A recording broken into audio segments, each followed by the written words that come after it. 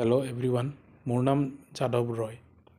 মই আজি আপোনালোকৰ ওচৰত আদিত্য বিৰলা হেল্থ ইঞ্চুৰেঞ্চৰ বিষয়ে মোৰ লগত ঘটি যোৱা এটা ঘটনা আপোনালোকক জনাম।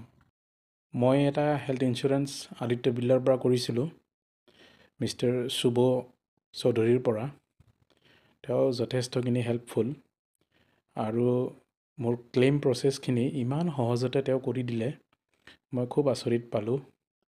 মই যিখিনি ৰিএম্বাৰ্চমেণ্ট কৰিছিলোঁ ট্ৰিটমেণ্টৰ বাবদ, গোটেই পইচা মই পাই গ'লোঁ। চবতকৈ আচৰিত কথা হ'ল, মই ইঞ্চুৰেঞ্চ কৰা 30 দিনহে হৈছিলে।